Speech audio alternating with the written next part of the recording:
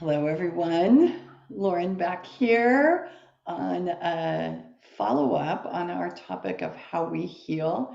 I'm really excited to have a dear mentor, spiritual guide, and friend, Jyoti Wind, with me. Jyoti, welcome. Thank you. I'm glad to be here.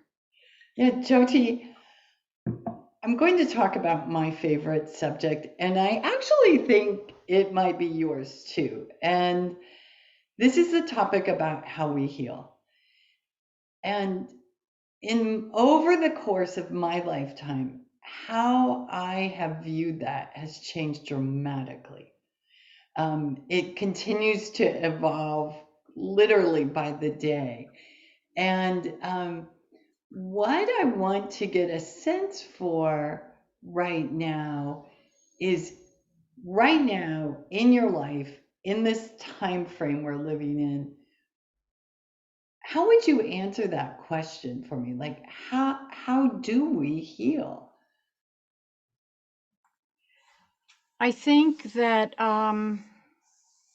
things show up at different times in our lives, and what might have worked at one time might not work all the time.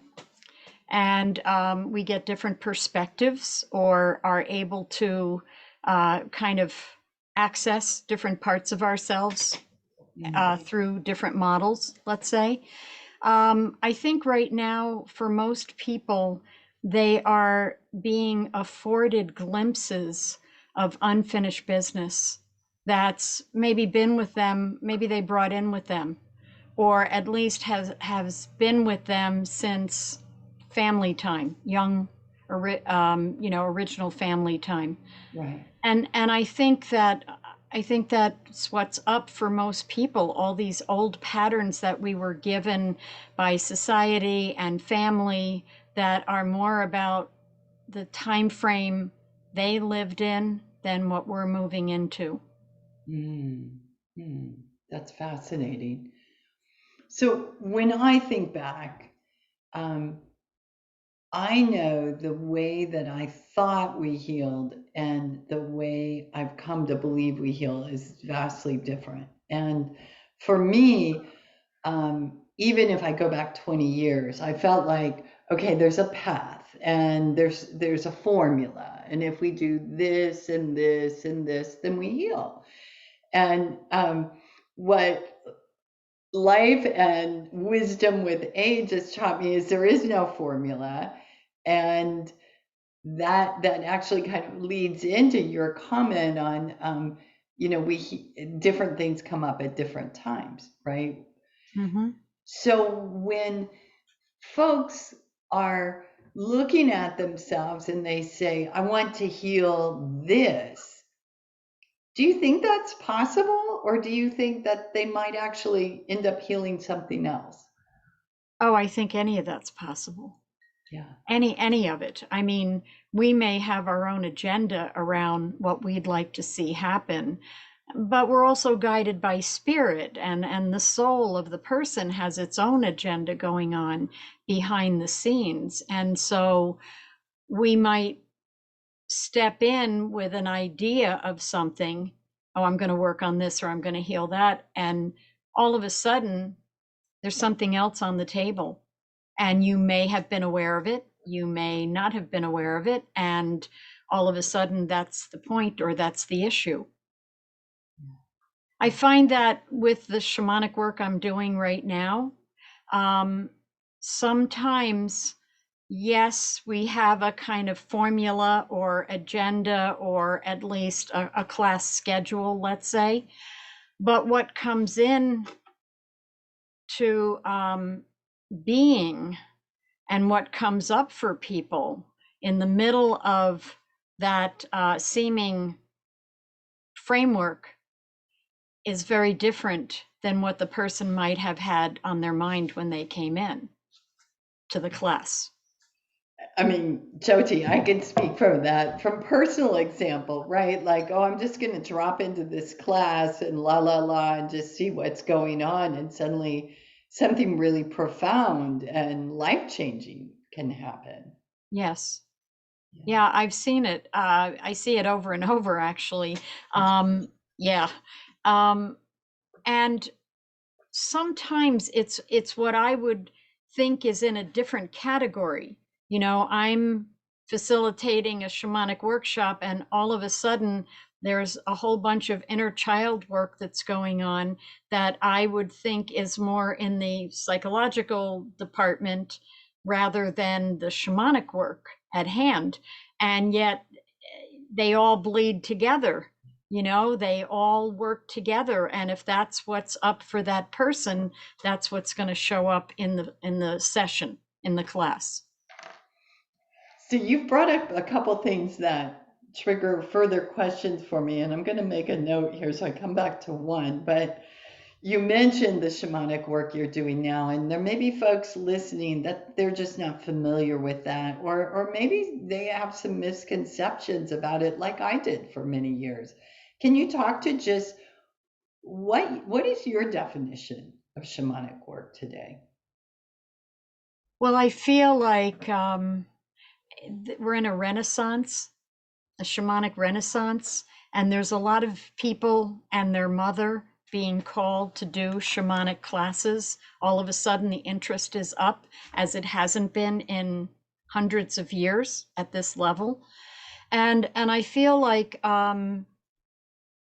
there's a reason for it. It's needed when a call goes out for any particular thing. I mean, it's something that's needed.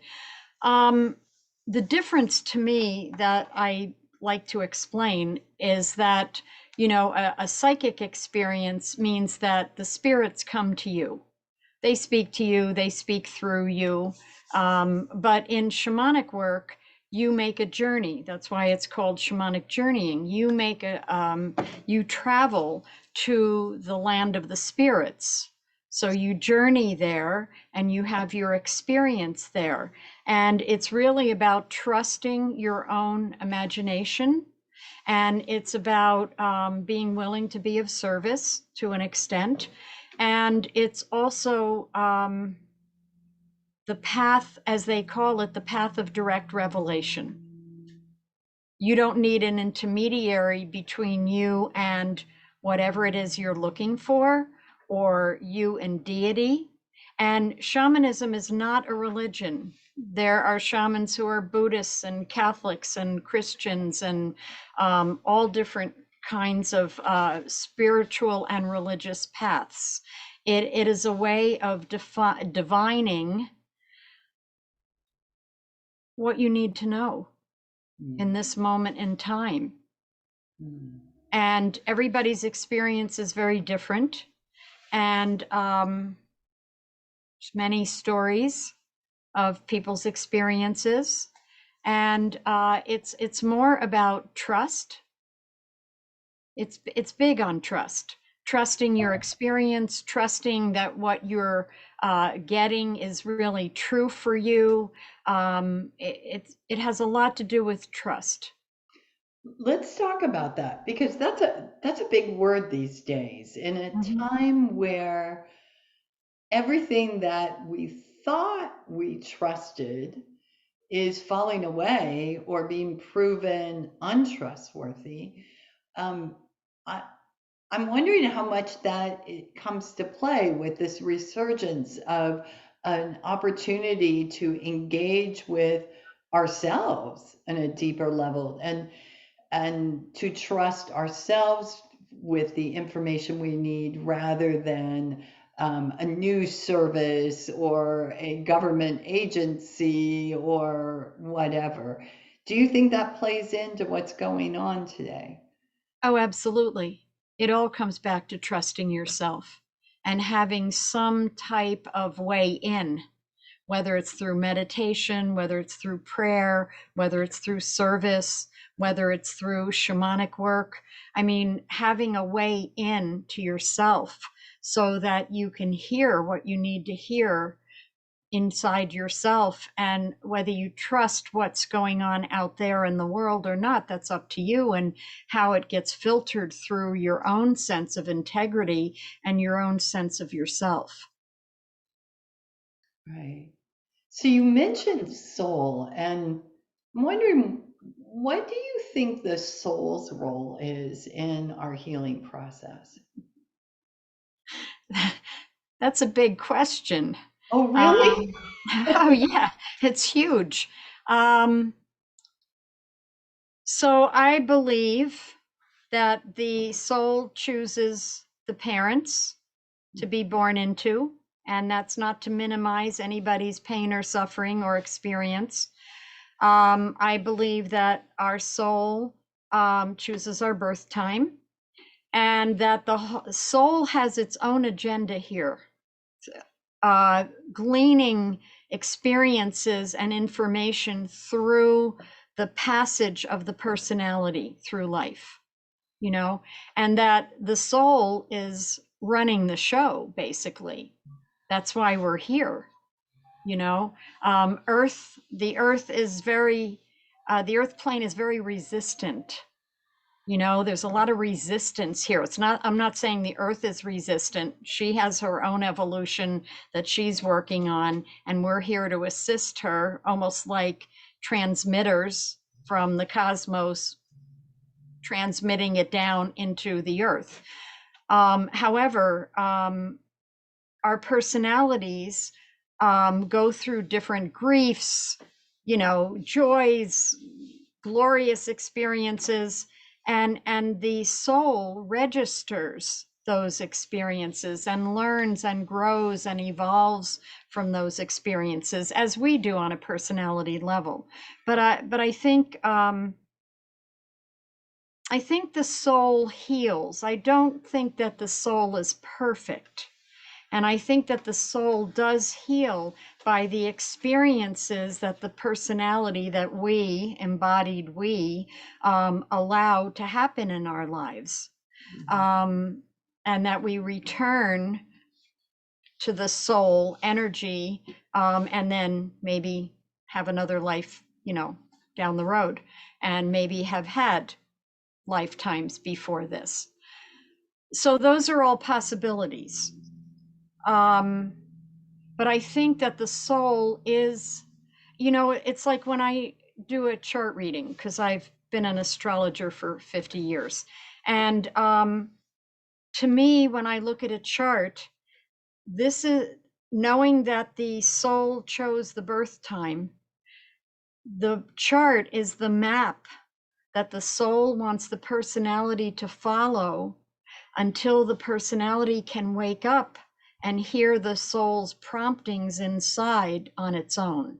And then you can throw the chart away. Jyoti, that's super profound. Let's just replay that again. So, can you repeat that? Not verbatim, but in another way for us. Well, the soul has an agenda, Okay. and it's going to learn certain things. That's what it's come here for, in a sense. So the personality, the person is born, the personality develops based on family, society, and its own inner promptings from the soul that it can't necessarily consciously hear, but promptings that show up in dreams or synchronicities that happen in life. You know, all of a sudden this is in front of you and you know it's for you and you just dive into it. Other than that, it had never occurred to you before, perhaps. And so, looking at the birth chart, I can see why this person came here, what their life lesson is, you know, their path of learning for the soul, what the soul took incarnation for. And so it kind of tells me what kind of growth cycle, I use that term cycle loosely, but what type of growth cycle this person is here for, and what their lessons are. And it doesn't have to be in any specific type of thing. Oh, this person is going to be a yogini, or this person is going, Sure. they might just be a spiritual person, and it can be Catholic mass every morning with devotional prayer at night. It can look many different ways, but if this person is learning service, let's say, in this life, then they're going to be somewhat resistant in their life to being of service, because that's the unknown piece for them. That's what they came to learn for the soul's benefit. And then at some point, they might step into it and be more prone to do that. And it's not perfect, finished, right, and done. It's just you get tastes of it. Well, what comes up for me while I'm listening to you, Jyoti, is this is the process we're here for, but often we go through periods where we separate from our soul, or we feel disconnected, or we feel lost, and that's also a time where we may experience a lot of physical symptoms too. Yes. So, what are your thoughts around that? That when we're walking very closely with our soul versus apart from our soul, and how that affects our health and healing.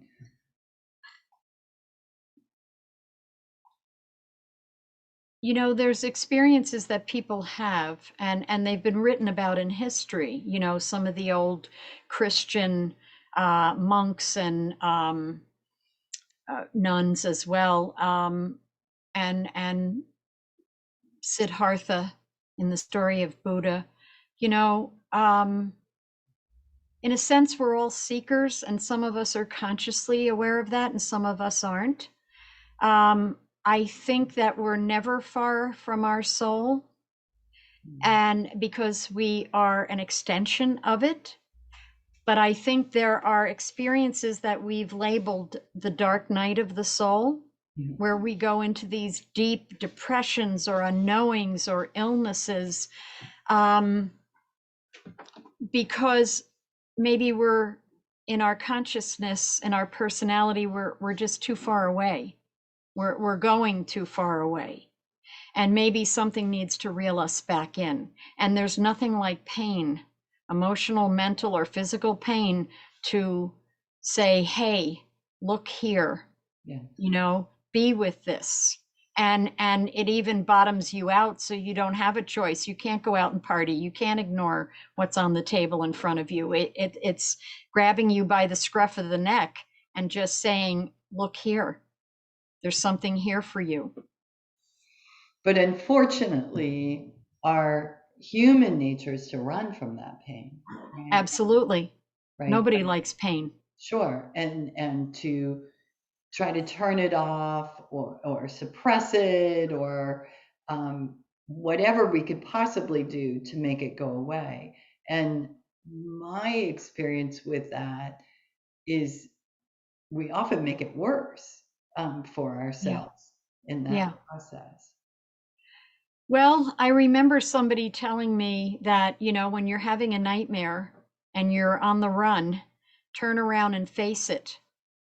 You know what I mean? So I can't help but have that thought in this moment. You know, if you can just turn around and face it, if you can just, I remember being in a situation and it was difficult, and I just thought, I don't want to deal with this, you know, and some part of me that knows a lot more than the personality likes and dislikes just kind of energetically reached out and grabbed it and put it in my heart and said, we're going to love this anyway. And it was transformative. Because it was something, you know, that I would hold at arm's length. And all of a sudden I just said enough and just put it in my heart and said, I'm going to love this, because it was a part of me. And by loving it and bringing it into my heart and into my love, my own self-love became activated, and it transformed something in me. Sure.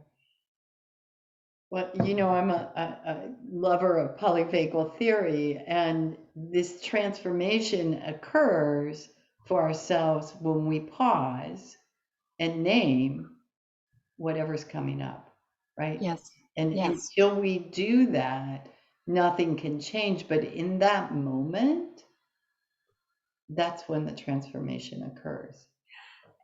In a sense, it's like a small miracle. Right, it is. You know, it is a miracle. I mean, we use that term kind of loosely or very religiously, but when we have those moments, it lets all the rest of the pain and suffering drop away because we realize that's what it was all for, to get us to that place of transformation, of understanding, of realization, of surrendering to something that we had been running from, that we had been successfully avoiding for sometimes 50 years. Yeah. This word surrender is very important. Coming back full circle on this idea of how we heal, we always think it's going to be big and profound and complex, and the sky's going to break open, and our healing comes down. But what you were talking about reminds me is that we really heal in microseconds. Mhm.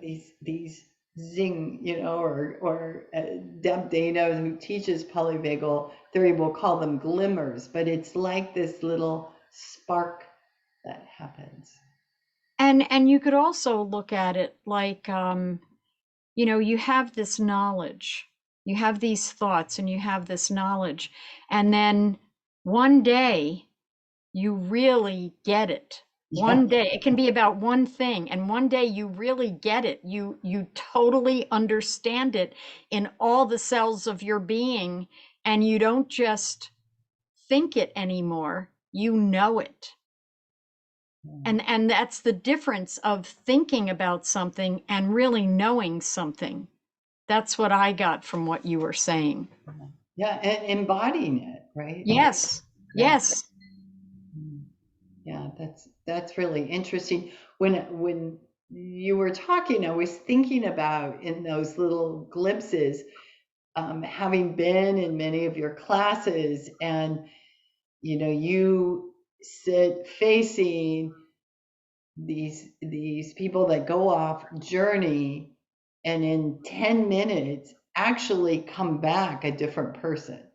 I mean, you bear witness to that, Yes, and I'm yes. sure you even see it in facial expressions or how they hold themselves. Again, And their emotions and how they express their emotions. Sometimes they go in quite serious and afraid and come back out and they're smiling and they're happy, and they've come to a different understanding or realization about themselves. yeah, yeah. That's one of the things I've come to so appreciate about shamanic work. One, having grown up in Catholicism like you, and always understanding that I didn't have the power, someone else had the power to make decisions for me, or to heal me, or to forgive me.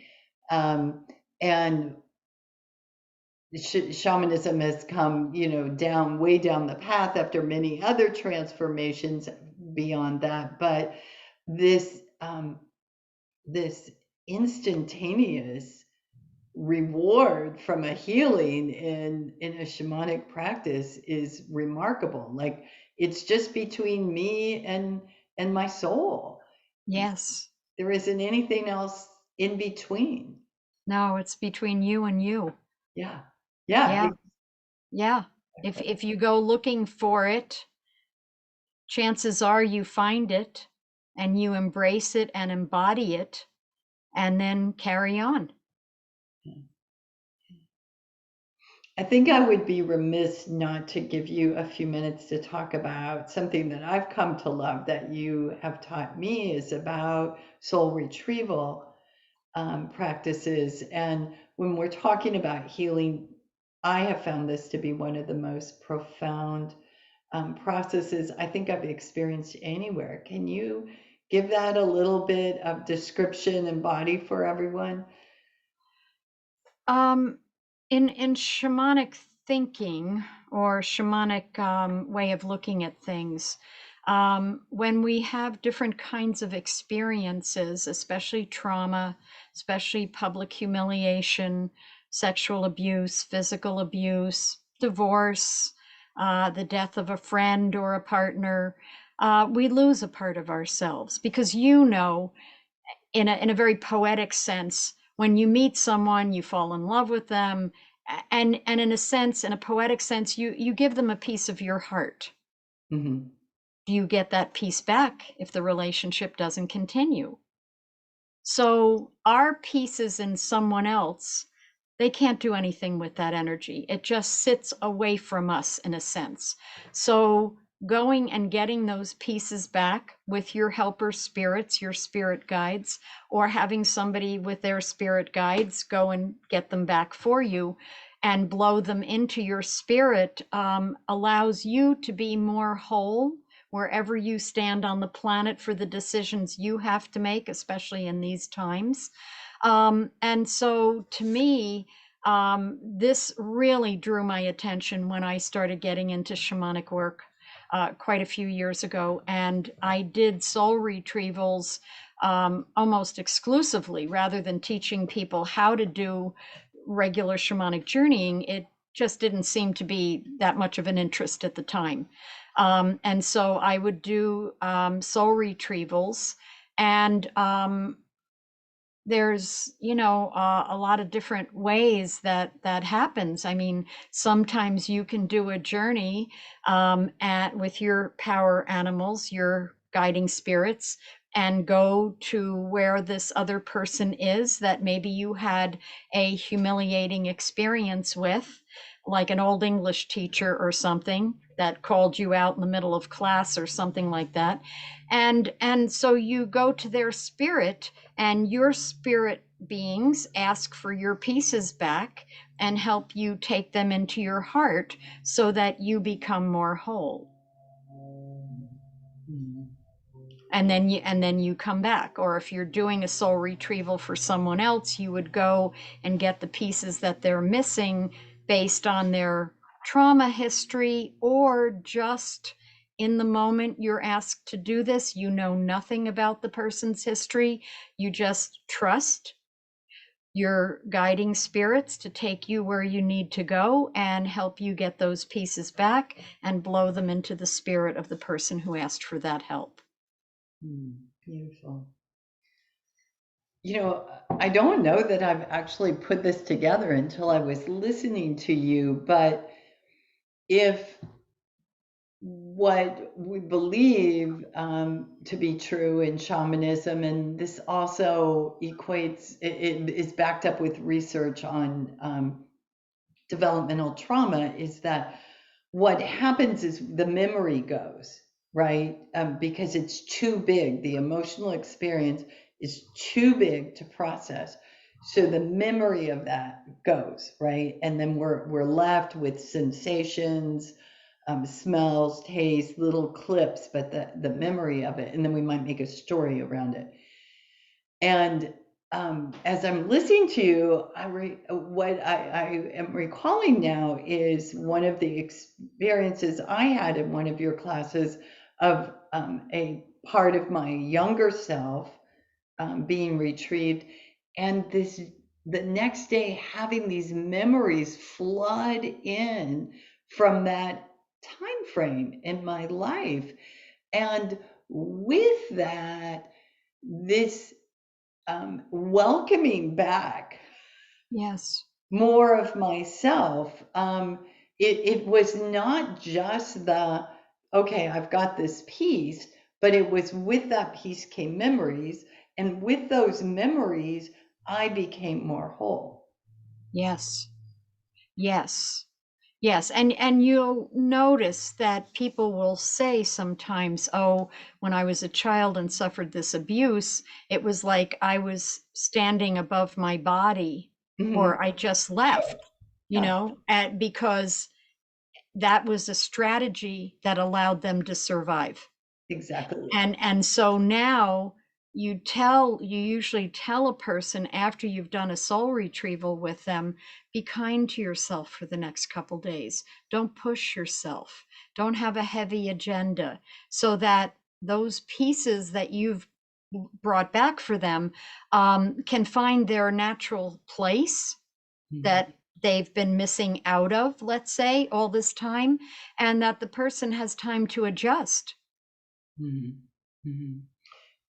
You know, in a time where we have these brilliant minds working on seeing the way through developmental trauma, because what we know is if all the traditional methods worked, people wouldn't still be suffering, right? They just Yes. wouldn't. So we have people like Bessel van der Kolk and Peter Levine and Stephen Porges doing incredible work, just to mention a few out there. And yet here we have this practice that has been practiced through the ages, Since the beginning of time. right? Where Yes. it was already accepted that when you separate from your soul, there's disease, or disease comes when we separate from our soul. It's dis-ease. It is. Yes. There's a almost like an unholy separation, and anything can get in there. Mhm. Mhm. But bringing the personality and the soul back together mends that and heals that. Yeah. And the simplicity of it, I believe, is almost it's too frivolous for our conventional world and mind to even accept, because we think this incredible healing has to be complicated, Yes. right? Yes. And that's because of the mind.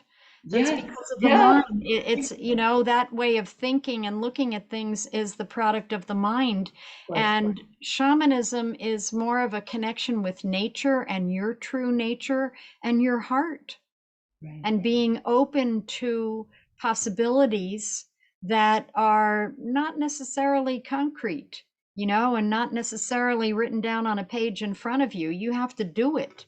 You have to go and do it yourself, or ask someone else to do it for you, and be open to what comes back. Yeah. Yeah, I'm thinking about how we drew closer to this when we moved into somatic work, right? Because we're bringing someone back in their body. Yeah, Right. we already know that doesn't take it all the way home.